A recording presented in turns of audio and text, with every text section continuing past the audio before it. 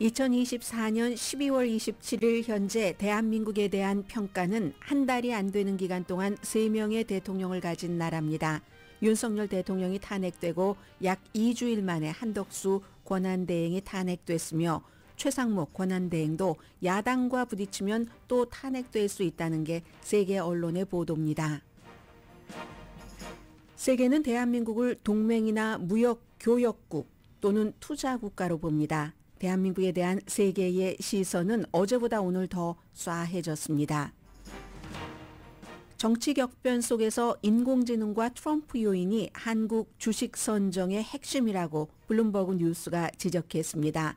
라면 등은 이기는 종목, 전기자동차, 배터리 등은 실패 종목이 되었지만 전반적으로 비관론이 과도하다고 보는 전문가도 있습니다.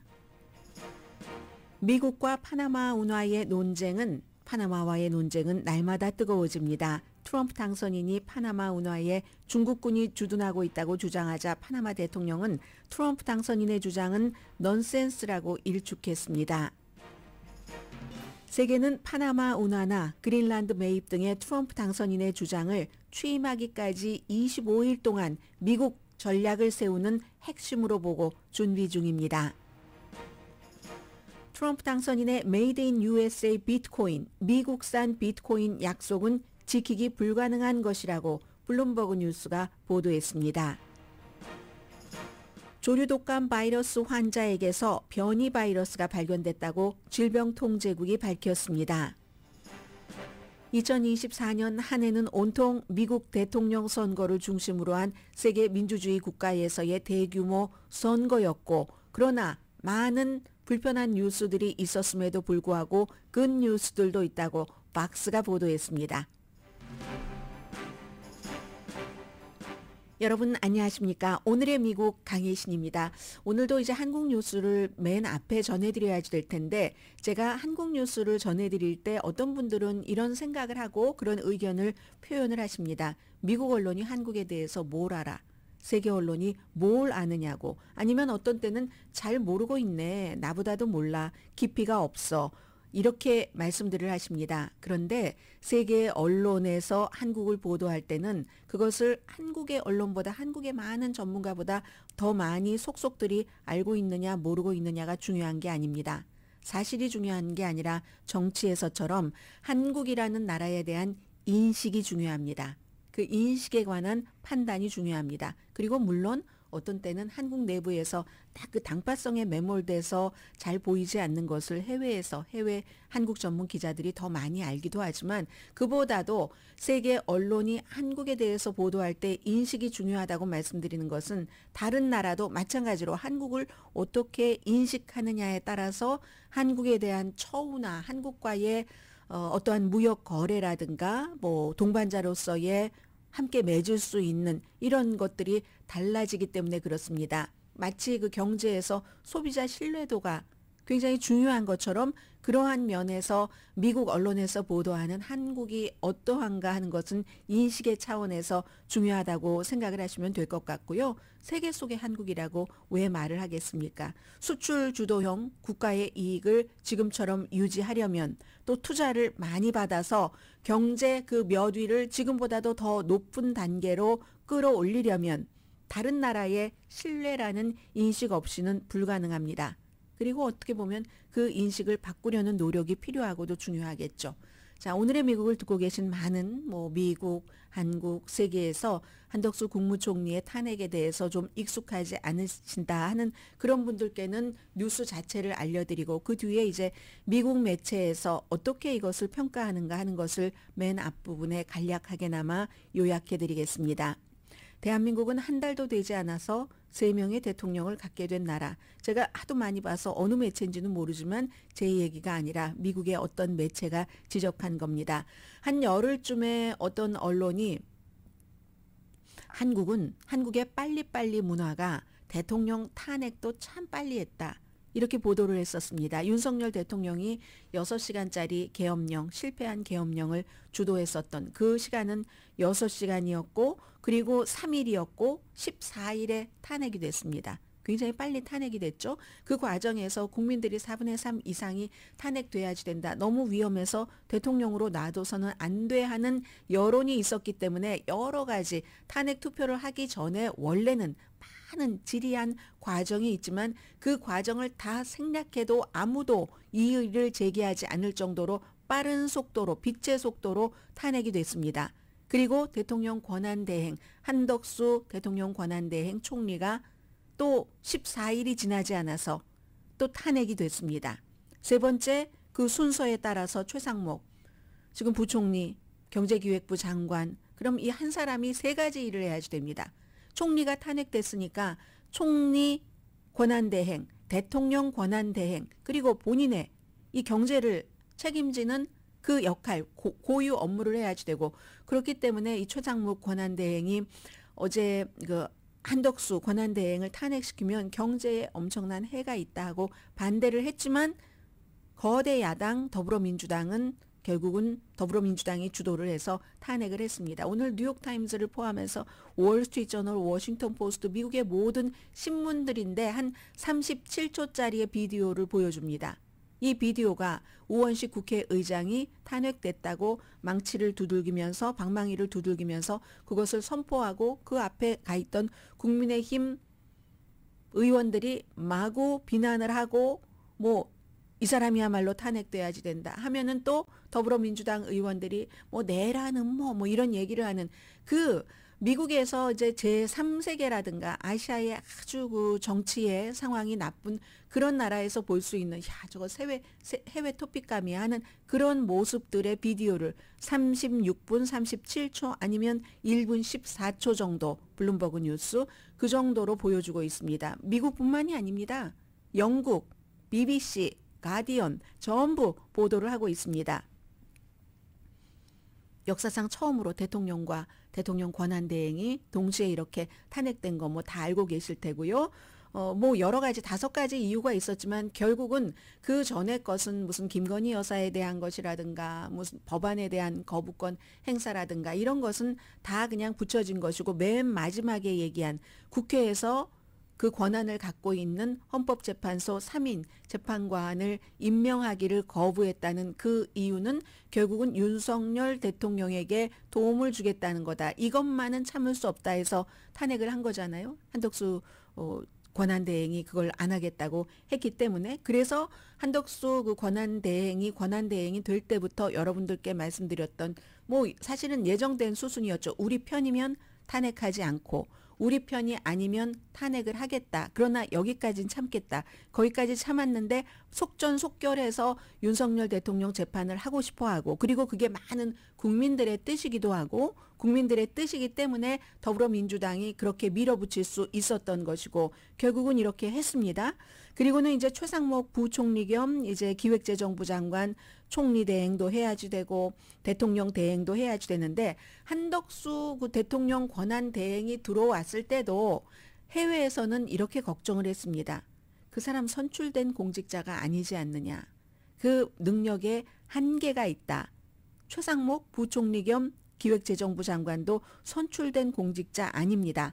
한덕수 권한대행처럼 세 가지 일을 하는 것이 불가능하다는 것은 물론이고 이건 이제 해외 언론에서 지금 보도를 하고 있는 거예요. 제가 해외 언론이라고 말씀드리는 것은 뒤에는 꼭 집어서 어떤 것도 말씀을 드리겠습니다만은 미국 뉴욕타임즈, 워싱턴 포스트, 월스트리트저널, 블룸버그 뉴스, 뭐 가디언, BBC 다 포함을 하고 AP통신, 로이터 전부 포함해서 말씀을 드리는 겁니다. 2주일 동안 2명의 지도자를 탄핵한 대한민국 사태는 깊어진다. 블룸버그 뉴스 헤드라인입니다. 정치 혼란이 결국은 뭐 다 아시는 것처럼 1480원대까지도 올라갔잖아요. 원화 가치 하락시키고 경기를 더욱 둔화시킬 위험이 있다. 지금부터 가장 중요한 것은 국정 혼란을 최소화하는 것. 이건 한덕수 권한대행이 얘기했던 것과 똑같은 말인데 최상목 권한대행도 말하고 있습니다. 그렇지만 재무부에서 이제 관료로 승진을 했었던 사람이기 때문에 2017년 박근혜 전 대통령이 탄핵됐을 때 이제 그 재무부의 차관이었습니다. 그리고는 이제 정부를 떠났었죠. 그러다가 윤석열 대통령이 이제 청와대로 경제 그 수석 비서관으로 데리고 갔다가 이렇게 다시 이제 재무부로 이제 기획재정부 장관으로 발탁을 한 건데 글쎄요, 이 뭐 국가가 정상적인 상황이 아니기 때문에 지금 그 대한민국이 얼마나 이걸 할 수 있을지 모르고 또 우원식 그 국회의장에 대해서도 결국은 그 국민의힘과 더불어민주당의 가장 중요한 점은 국회의원들 그 300명 가운데 200명, 3분의 2냐 아니면 과반수 151명이냐 해서 우원식 국회의장이 151명이라고 결론을 지었기 때문에 결국은 이게 또 해결이 되지 않습니다. 대통령도 마찬가지고 대통령 권한 대행도 탄핵은 국회에서 했지만 그 탄핵이 맞는 것인가 아닌가는 최종적으로 헌법재판소가 지금 바빠 죽겠는데 또 하나를 또 결론을 내려야지 되는 지금 그 상황에서 우원식 국회의장은 151표면 된다 하니까 국민의힘에서 저 사람이야말로 탄핵돼야지 된다. 왜 그럼 151표면 된다라고 야당에선 얘기를 하느냐면은 국무총리는 뭐 과반수면 된다. 그게 이제 헌법이니까요. 그러나 그럴 때는 대통령 권한 대행이기 때문에 3분의 2가 돼야지 된다 하는 것은 국민의힘이고요. 그럼 더불어민주당에서는 국무총리이기 때문에 과반수만으로 탄핵이 될 수 있다라고 얘기를 하면서 아니 대통령 권한 대행이기 때문에 꼭 대통령은 아니라서 국회에서 딱 찍은 3명을 내가 대통령이 진짜 대통령이 아니니까 임명할 수 없다 할 때는 대통령 권한대행이 대통령이지 맞아 이렇게 얘기를 하다가 막상 탄핵 조건에 가면 아니야 당신 대통령 아니야 국무총리야 하면서 151명으로 하느냐 이게 앞뒤가 맞느냐 이걸 이제 또 국민의힘에서는 얘기를 하는 거고요. 제가 이렇게 말씀드리면 너는 못됐어. 애국자가 아니야. 왜 양비론을 얘기해? 이 상황에서 이렇게 얘기하는데 이게 지금 현실이니까 여러분들께 말씀을 드리는 겁니다. 여당이 뭐 여러 가지 뭐 가처분 신청 등 법적 대응을 당연히 지금 이제 시작을 했죠. 많은 그 한국의 이 상황에 대해서 미국 매체는 한국의 그 전문가들을 인터뷰를 하고 있는데 제일 많이 인터뷰하는 사람이 뭐 신율 교수라든가 그 다음에 이제 점점 미국 매체도 이게 길어지니까 이 사람 저 사람 어느 사람이 좀 정치색이 덜한가 하는 것을 이제 이렇게 모색을 해서 인터뷰를 하는 것 같아요. 정치적인 불안이 장기화되고 그리고 악화될 가능성을 세계에 알렸다. 한국이 대통령에 이어서 대통령 권한 대행도 탄핵시킴으로써 지금까지 한국이 수십 년 동안 일궈온 외교와 경제 위상에 중대한 해를 입힐 것이다. 명지대학교 정치학과 정회옥 교수가 뉴욕타임즈와 인터뷰에서 한 말입니다.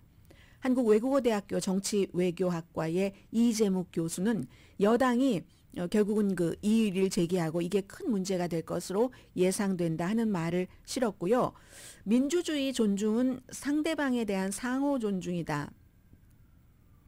그런데 한국의 정치가 양극화되면서 한국 민주주의 자체가 또 시험대에 올랐다. 정치 협상은 없고 이게 얼마 전에 뭐 이코노미스트인가요? 어떤 매체가 얘기했잖아요. 한국이 윈윈으로 가야지 되는데 뭐 국회와 이 그 대통령실이 됐건 아니면 국회에서도 여당과 야당이 서로 협상을 해서 조금씩 주고받고 이번에 미국이 임시 그 지출안을 타결한 것처럼요. 이쪽이 원하는 거 조금 해주고 조금 이럴 생각을 아예 안 한다는 거죠. 이게 국민 자체도 너무 반반으로 딱 쪼개져서 중도층도 쪼그라들어 버리고 이러니까 그 여론을 또 믿고 상대와 같이 윈윈하는 게 아니라 완전히 상대를 그냥 지게 하는 것에서 넘어서 파괴시킨다는 디스트로이 한다는 제로섬 게임을 한다는 이것을 뉴욕타임스도 이번 사태에 대한 결론으로 얘기를 합니다. 정치적인 혼란은 원래도 한국 경제가 내년에 성장이 더 느릴 것으로 예상이 됐었죠. 이건 굉장히 위험에 직면하게 한다 하는 것. 반도체 수요 감소로 인해서 뭐 수출 모멘텀 그 악화되고 있고 또 외국 자본 뭐 많이 빠져나가겠죠. 더 들어가는 것은 기대하기도 힘들 뿐더러 그리고 기업이 지금 트럼프 대통령이 딱 들어와서 얼마나 보호주의 정책 관세라든가 여러 가지 뭐 그동안 미국에 투자하고 받았던 이런 것들이 없어질 것에 대비를 하고 있습니까? 그 대비하는 것도 지금 한국의 정치 상황 때문에 완전히 한국의 기업들은 인질이 됐다. 며칠 전에 파이낸셜 타임즈가 보도를 한 그런 점이잖아요. 당연히 통화 가치가 폭락됐고 주식시장 그렇잖아도 올 들어서 뭐 8%, 10% 마이너스를 오르내리락 했는데 제일 중요한 것은 이제 기업의 신뢰도 엄청 낮아졌고 그리고 또 소비자의 신뢰도도 하락했고 하는 거 아예요. 다음 세 번째 이 대통령 권한 대행은 누가 되는가까지 얘기해주는 미국 매체도 있습니다. 교육부 장관입니다. 이주호 장관이 될 것이고 그리고 역시 지금의 새로운 권한 대행도 또 더불어민주당이 원하는 대로 해주지 않으면 또다시 탄핵될 수 있는 가능성도 이런 나라를 어느 나라가 아주 장기적으로 믿고 거래를 쉽게 할 수 있겠습니까? 거래를 한다 하더라도 많이 약자 입장에서 해야지 되기 때문에 양보를 해야지 되는 게 많은 거죠. 월스트리트저널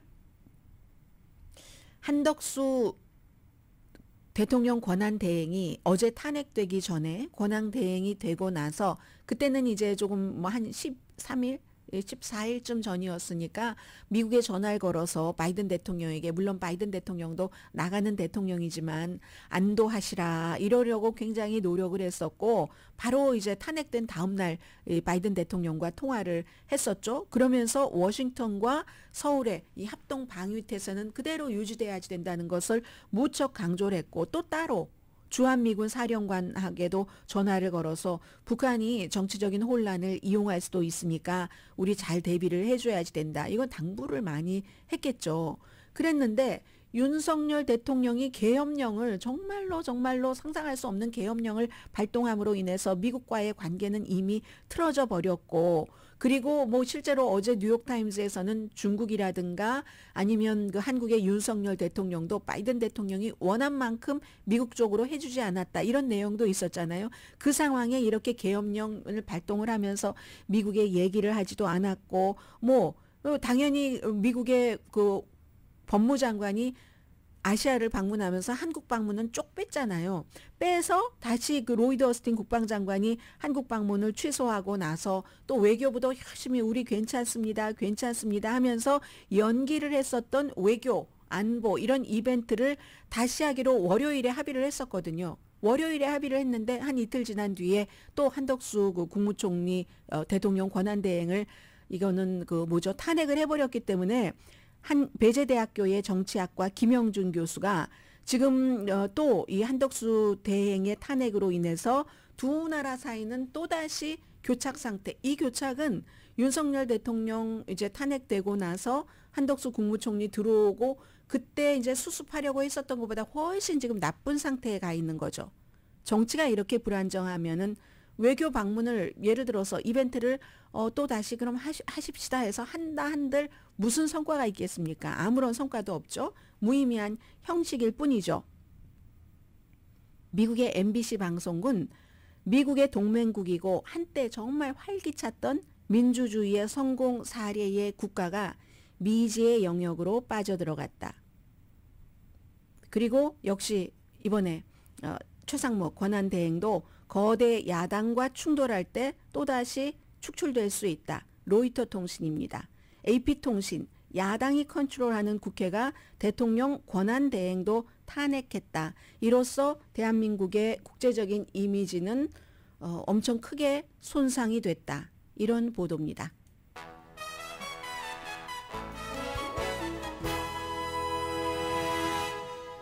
오늘의 미국은 전문가가 추천하는 이민법, 가정법 전문 제인정 종합법률사무소, 총 20억 달러 승소, 교통사고와 상해 전문 브라이언 타필라와 CG 변호사 그룹, 집이용자 홈에퀴리 라인업 크레딧, 급한 하드머니도 정말 쉽게 잘하는 융자나라, 한국 식약처 기능성 인증 유한 건강식품과 피부과학 셀리온 화장품을 50%까지 연말 특별 세일 중인 셀리온, 세계 최초 AD와 인공지능 마사지 체어 디오스를 사이프러스 카후나 본사에서 체험하세요. 카후나 마사지 체어 공동후원입니다. 다시 말씀드리지만 한국에서는 지금 더 훨씬 많은 사람들이 그리고 이제 더불어민주당이 주도를 하고 있으니까 거대 야당으로 이건 이렇게 빨리 수습을 해서 고름을 짜내고 뭐 째고 해야지만 한국이 안정세로 돌아갈 수 있다. 이렇게 얘기를 하는 거, 그 부분 분명히 맞겠죠. 그러나 세계 다른 나라에서는 그런 걸 몰라서 그런 게 아니라 그냥 큰 뭉텅이로 보잖아요. 국민의힘의 한국, 더불어민주당의 한국으로 보는 게 아니라 그냥 대한민국 전체로 보고 있기 때문에 이 사태를 굉장히 위험하게 보고 있다 하는 것 말씀드립니다. 잠시 뒤에는요. 제가 다른 뉴스를 전해드리려고 했는데 조금 긍정적인 뉴스로 가봐야지 되겠습니다. 2024년도 많고 많은 뉴스가 있었지만 이런 뉴스는 참 좋았는데요. 많은 사람들이 크게 중요하게 생각하지 않았는데도 그러한 몇 가지, 제가 한 3가지 정도를 전해드리려고 합니다. 잠시 뒤에 뵙겠습니다. 라디오 서울 방송 오늘의 미국 듣고 계십니다. 2024년도에는 하도 정치 뉴스가 많았기 때문에 예를 들어서 제가 지금 보도를 해드릴 그 매체는 박스라는 VOX라는 조금 심도 있는 뭐 자체 취재를 많이 하고 하는 그런 그 매체죠. 박스 같은 매체를 많이 인용할 수가 없었습니다. 금방 뉴스들이 너무 많이 나오고 있기 때문에. 그런데 오늘은요, 이 박스 뉴스 사이트 VOX라는 사이트의 편집장입니다. 편집장이고 브라이언 고레이쉬라는 분인데 이분은 테크놀로지라든가 아니면 뭐 기후변화, 미래에 관해서 굉장한 그 전문가이거든요. 이분이 올해 한 9가지를 지적을 했어요. 2024년도에 참 이런 뉴스는 정말 좋은 뉴스였다는 거. 그 가운데서 제가 한 3가지 정도만 말씀을 드리겠습니다. 수십 년 만에 최초로 정신분열증 그 새로운 약이 승인이 됐다. 이게 첫 번째거든요. 그 약 이름이 코벤피군요. COBENFI.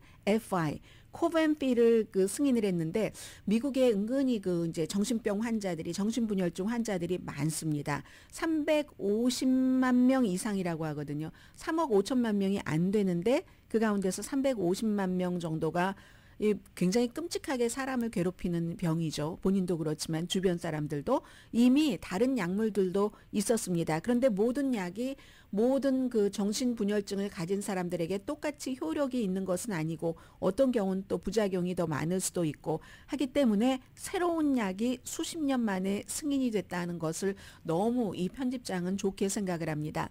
정신분열증이 있으면 이 홈리스가 되기도 아주 쉽고 그리고 또 이제 생명을 스스로 끊는 그 자살의 희생양이라고 이분은 표현을 했는데 그런 것도 많은데 이제 그렇다는 거죠. 그리고 실제로 이제 평균 수명도 일반 사람들 정신분열 증세가 없는 사람에 비해서 한 15년 내지 20년 짧고요. 그런데도 연구는 했지만 효과적인 그 치료법을 찾지 못했는데 수십 년 만에 코벤피라는 이 약이 희망을 준다라고 얘기를 합니다. 다른 치료제하고 조금 다르대요. 제가 이걸 정확하게 여러분들께 설명을 해드릴 수 있나요?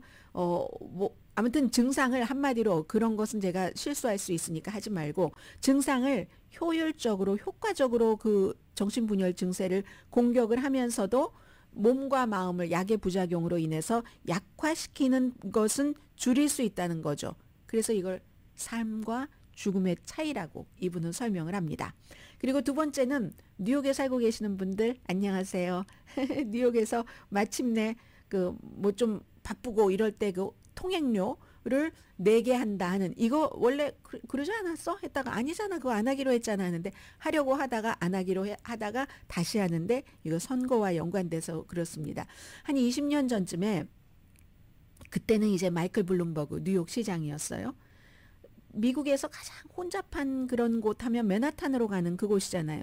거기에 운전자에게 통행료를 내게 해야지 되겠어. 이걸 마이클 블룸버그가 제안을 했습니다. 거의 20년이 지났는데 그러다가 안 됐어요. 하다가 될 뻔했죠. 그렇지만 또 갑자기 또 뉴욕의 주지사가 방향을 바꿨어요. 여름에 시행될 예정이었는데 또 안 되나 보다 했더니 뭐 자동차 한 대당 뭐 거기 통과할 때 뭐 조건이 있고 $15씩을 내게 한다 이런 거였는데 안 된다고 할 때는 아 이거 너무 운전자에게 부담이 된다 했지만 진짜 이유는 선거 때문에 민주당이 여기에 대해서 조금 그 선거에서 좀 피해를 보지 않을까 해서 유권자들이 화가 나서 돈 내는 거 싫어하잖아요. 그래서 멈췄다가 선거 끝나고 나서 며칠 지나고 나서 여전히 이제 결국은 이 통행료를 다시 그 맨하탄으로 진입하는 하기로 했다. 근데 이 사람은 왜 뭐 이게 중요한 뉴스라고 생각하냐면요. 여러 가지 정치성에 따라서 이랬다 저랬다 하기는 하지만 결국은 이 혼잡할 때 뭐 그쪽으로 통해서 통행을 안 하고 다른 방법들을 사람들이 찾고 대신에 거길 꼭 통과를 해야지 되겠다 하면 통행료를 뭐 15달러씩 내고라도 하겠다. 그건 이제 그 여지를 두고요. 이렇게 될 때는 뭔가 그래서 이점을 깨달을 수 있다. 이분 기후변화 전문가라고 말씀을 드렸잖아요. 아무래도 뭐 배기가스 같은 것도 줄어들 수 있고 그렇게 되는 경우는 뉴욕에서 시작을 했지만 세계에서 가장 바쁜 맨하탄에서 시작을 했지만 다른 곳까지도 차량을 조금 덜 이용할 수 있는 이 같은 좋은 환경이 만들어질 수 있다 하는 점에서 굿뉴스라고 얘기를 했습니다. 자, 그리고 세 번째 굿뉴스입니다. 세 번째는요. 이번에 그 AI에 대해서는 다른 그 9가지 좋은 뉴스 가운데는 뭐 노벨상에서 뭐 AI의 뭐를 발명한 사람들 이런 상을 주기도 했잖아요. 그런데 AI가 선거를 치르면서 미국뿐만이 아니라 세계에서 정말 민주주의 국가의 반 이상에서 올해 선거를 치렀는데 딥페이크, AI를 통한 가짜 때문에 선거가 무척 혼탁해지고 혼란해지고 위험해질 수도 있다는 것을 엄청나게 많이 경고를 했습니다. 저도 여러분들께 보도를 해드렸던 게 생각이 나는데요. 세계 인구의 절반을 대표하는 60개, 73개 국가인가 그럴걸요. 해서 투표를 했고 그랬는데 이게 무슨 뭐 미국뿐만이 아니라 뭐 인도도 얼마나 큰 그 민주주의 국가예요. 인도네시아, 영국, 대만 이렇게 중요한 선거를 치렀는데 물론 약간의 페이크들은 있었어요. 저 사실이 아닌데 막 사실인 것처럼 막 조작되고 했었던 것이 있기는 있었지만 그러나 생각하고 걱정했던 것만큼 선거 자체를 막 뒤집고 이럴 만큼의 인공지능의 그 어떤 침략이라고 할까요? 이런 것이 없었던 것을 2024년 올해의 아주 그 굿뉴스로 보고 있습니다. 해서 대부분 그럴 거야. 딥페이크 그렇게 할 거야. 아니 내 목소리 3초만 가지고 막 30분짜리 3시간짜리를 너무 아주 그 훌륭하게 만들어내는데 이거 안 그러겠어 했는데 어떠한 이유로든지 간에 약간의 뭐 잘못된 정보와 뭐 이런 것에 예는 있었지만 그렇지만 최악의 두려움을 우리가 그 겪어야지 될 그럴 상황은 없었다는 겁니다. 아무튼 인공지능이 굉장히 성장하는 그 도구이고 성장하는 동력인 것은 분명하지만 올해는 없었다. 근데 이게 올해는 그렇다는 얘기예요. 앞으로는 어떨지 모르죠. 그래서 이러한 뉴스들을 정말 중요한 아주 좋은 뉴스다 했고 그 밖에는요. 이런 것들도 있었어요. 어떤 게 박스가 2024년도에 정말 좋은 뉴스라고 했느냐면 이것도 있네요. 미국 영양자문위원회의 보고서에서 콩의 가치를 정말 잘 인정을 했죠. 얼마 전에 그 달걀을 식품의약국에서 달걀을 뭐 날마다 먹어도 뭐 콜레스테롤에 이상이 없다면서 좋은 식품으로 그 좋은 그 리스트에 올렸는데 이건 이제 식품의약국과는 다른 식품 그 자문위원회에서도 콩을 너무너무 좋은 그런 그 단백질원이라고 아주 딱 규정을 했습니다. 미국 사람들이 그 단백질을 좋아하고 많이 먹어서 그런데 고기에 너무 집중이 돼 있기 때문에 과잉일 경우가 많은데 동물성 이 단백질이 그런데 이게 그 막 농장 시스템 같은 것들도 막 파괴하고 하잖아요. 이 동물 단백질이. 근데 콩이 너무너무 중요하다 하는 것을 이제 인정을 했기 때문에 단백질이 풍부하고 그리고 이제 재배할 때 그 효율성도 엄청 좋고 오히려 콩을 재배하면 땅 그 토양이 개선될 수도 있다. 이런 것까지 설명해서 이것도 좋은 뉴스다. 이런 얘기를 했고요.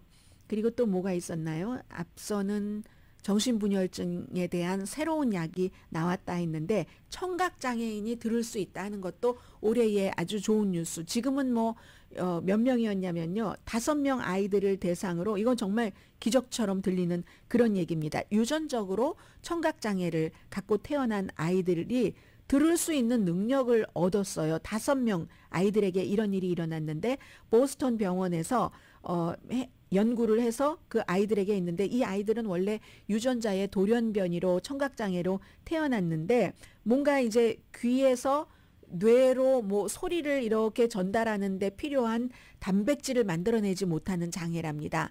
그래서 이제 그런 돌연변이를 고치면 청각장애를 고칠 수 있잖아요. 그 병원의 연구자들이 그 일을 했답니다. 해서 그 아이들에게 이런 치료를 유전자 치료라고 부르는 그 치료를 했는데 6명의 아이들 가운데서 5명의 아이가 청력이 회복됐답니다. 청력이 회복되니까 당연히 말을 할 수가 있어졌죠. 그래서 이게 첫 번째 유전자로 태어날 때부터 그 청각장애를 가지고 태어난 아이들을 치료를 하는 첫 번째 사례였지만 6명 가운데 5명이 성공했고요. 이게 마지막이 아닐 가능성이 상당히 높죠.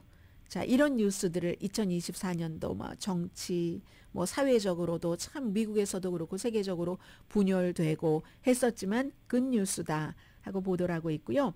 잠시 뒤에는 뭐 비트코인에 투자를 하시던 투자를 하지 않으시던 뭐 비트코인을 다 사시는 것도 아니고 뭐 ETF 같은 것도 있고 하니까 그리고 이건 이제 미래에 대한 무엇을 보여주는 것이기 때문에 미국의 이제 새로 대통령으로 취임할 트럼프 대통령 당선자가 비트코인에 대한 엄청난 지금 애정을 보이고 무슨 아들들도 암호화폐 회사를 설립을 해서 운영을 하게 하고 뭐 이런 일을 하고 있어서 야, 미국이 정말 트럼프 대통령 당선인이 얘기하는 것처럼 비트코인의 수도가 될 것이야? 꿈 깨세요. 블룸버그 뉴스의 보도거든요.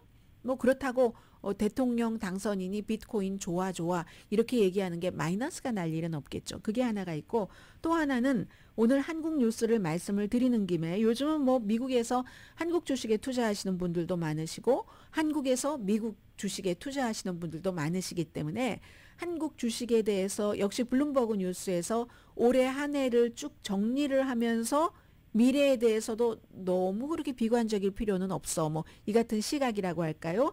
그런 것들을 잠시 뒤에 전해드리겠습니다. 라디오 서울 방송 오늘의 미국 듣고 계십니다. 네, 미국산 비트코인, Made in USA 비트코인. 트럼프 당선인의 이 약속은 불가능한 약속이다. 블룸버그 뉴스가 보도했는데요. 그 작은 기사의 제목을 보면 비트코인 대부분이 미국 밖에서 채굴되고 있다는 것. 그리고 뭐 유나이티드 아랍에미레이트나 아니면 러시아라든가 중국 이 채굴권이 대단하잖아요. 중국에서만 하는 게 아니라 그 아프리카에서 중국인들이 또 많이 하고 있고요. 그래서 다른 많은 그 공약을 합니다. 선거 때에 대통령 후보들이. 그런데 그 많은 공약 가운데서도 특히 비트코인, Made in USA 비트코인을 뭐 많이 하겠다. 이 약속이 제일 지키기 어렵다고 얘기를 합니다.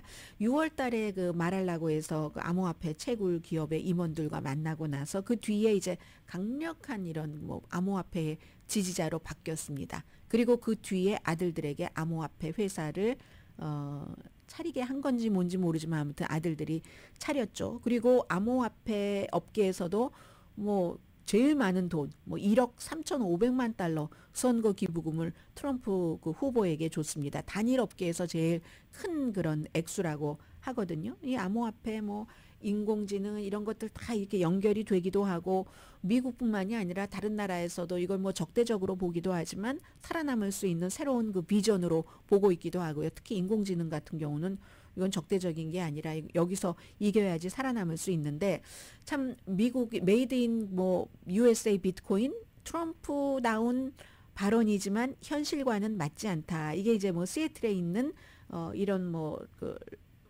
그 채굴 전문 회사 그런 곳의 최고 운영 책임자가 한 말입니다. 거의 불가능에 가깝다고 얘기를 하고 있거든요. 왜냐하면 그 블록체인이라는 것은 네트워크인데 분산화된 그런 네트워크라서 누구도 그 과정을 무슨 뭐 조절을 한다던가 뭐 아니면 너는 들어오지 마 하고 우리 미국만 할 거야 이렇게 할 수 있는 게 아니잖아요. 점점 경쟁은 치열해지고 그런 거. 이 블록체인을 하고 나서 비트코인을 받고 하는 이런 그 리워드 식으로 하는 건데 어쨌든 그 러시아의 아주 막 그냥 뭐 돈 많은 사람이라든가 두바이의 왕족이라든가 아프리카에 있는 중국 사업가들이 최근에 이제 새로운 경쟁자로 떠오른 거죠. 이 사람들 보세요. 자금력이 얼마나 막대하겠어요. 그리고 거대한 전력에 대한 접근력이 있습니다. 요즘 미국이 이게 모자라요. 그래서 이제 이 아주 에너지 집약적인 이 산업에 쫙 뛰어들어갔고 미국보다 먼저 뛰어들어가기도 하고 그랬는데 지금 미국에 있는 채굴업자들이 만들어내는 그 컴퓨터 그 파워가 한 50%도 안 된다고 하거든요. 전체 필요한 것에. 그리고 이게 미국 국내 기업만으로는 있을 수도 없답니다. 그 네트워크에 전력을 공급하는 게 거의 불가능하다고 합니다. 그래서 이제 미국 내에서도 최근에 이제 뭐 비트코인에 대한 여러 가지라든가 암호화폐 시장 강세에도 불구하고 다른 그 신흥 여기에 들어와서 이미 먼저 활동을 하고 있는 국가들도 많고 그렇기 때문에 이게 힘들다는 거죠. 뭐 예를 들어 카자흐스탄 같은 이런 국가들, 뭐 동유럽 국가들에서도 많이 오고 아시아에서도 뭐 중동 뭐 이런 데서도 판매도 늘어나는 거 보면 아 그쪽에서 많이 채굴이 되고 있구나 하는 것도 알 수 있는 거고요. 중국에서의 비트코인 채굴 활동이 엄청나게 늘어나고 있다는 것은 요즘 많이 알고 있고 러시아도 암호화폐에 대해서 입장을 굉장히 완화합니다. 이 트럼프 당선인과 비슷한 이런 얘기들을 많이 내놓고 있고요. 어떤 경우는 아프리카와 남미의 경우는 그 비트코인 채굴 마진이 미국의 그 같은 업체에 비해서 훨씬 큽니다. 예를 들어서 미국 같은 나라는 이것도 하고 저것도 하고 막 하지만 뭐 남미에서 경제적으로 엄청나게 어려움을 겪고 있는 그런 나라들은 아 우리 비트코인 채굴이라든가 암호화폐 여기에 그냥 몰입을 하겠어 하는 국가들이 많기 때문에 미국이 그 참 그런 국가들을 다 물리치고 그럴 수도 없고 미국의 이 채굴업자들도 텍사스 같은 주에서 지금 얼마나 그 전력 비용이 많이 올라갔어요. 사람들 뭐 굉장히 고생하고 계시잖아요. 그러니까 이 미국 내에서 해결하지 못하고 해외 확장으로 간다던가 이런 것도 그리고 또 중요한 게 이 중국과의 무역 전쟁은 모든 트럼프 대통령 당선인의 이슈에 다 연결이 됩니다. 이게 관세 전쟁하고 하면 비트코인을 채굴하는 기계를 살 때 비용을 높이는데 왜냐하면 대부분의 기계가 중국 기업에서 만든답니다. 비트코인 채굴하는 비트메인이라는 이 회사에서 제조되면은 그러면 비트코인을 채굴할 때 제일 중요한 게 전기라고 해요. 전기만 있으면 뭐합니까? 이 기계가 엄청난 파워의 파워 컴퓨터가 필요한데 그건 이제 중국의 비트메인이라는 데서 제조를 하는데 그런데 거기에 대해서 중국에 관세 내고게 하고 중국과 무역 전쟁하고 하면 이것도 힘들어질 수 있다는 거죠. 그러나 그럼에도 불구하고 비트코인이라든가 암호화폐 같은 데에 대해서 조금 부정적으로 생각을 갖고 있는 국가 지도자보다는 굉장히 긍정적인 생각을 갖고 내가 지원하겠어 할 수 있는 한 이런 지도자가 그 업계에서는 훨씬 이롭죠. 이 트럼프 대통령 당선인은 지금 바이든 현 대통령과는 달리 친환경이 아니라 친에너지적이잖아요. 에너지 많이 써도 돼. 그리고 이제 또 에너지 오염도 높고 뭐 이래도 친경제 성장이죠. 이렇게 하기 때문에 그런 것을 추구하는 유형의 대통령이 될 것이기 때문에 미국이 이걸 트럼프 대통령 당선인이 얘기하는 것처럼 우리가 완전히 점유할 거야. 이거는 불가능하지만 그래도 그 업계에는 도움이 된다 하는 내용이고요. 그리고 이 뉴스는 한국이 굉장히 어려운데 코스피도 어려운데 그래도 인공지능과 트럼프 요인을 잘 다뤄서 이 정치 격변 속에서 이 인공지능 AI와 트럼프가 한국 주식 선정의 핵심이 될 것이라는 보도입니다. 2025년 이제 며칠 남지 않았어요. 오늘 며칠인가요? 2027일인데요. 한국에서 요즘에 기업의 가치 향상, 뭐 한국말로 하자면 그런데 한국말도 안 쓰던데요. 요즘에 한국에서 그 기업의 밸류업이라고 표현을 하잖아요. 기업의 밸류업 캠페인을 많이 하고 있는데 정치적으로 아무튼 위기예요. 그리고 주식시장이 1조 6천억 달러 규모가 되고요. 한국이.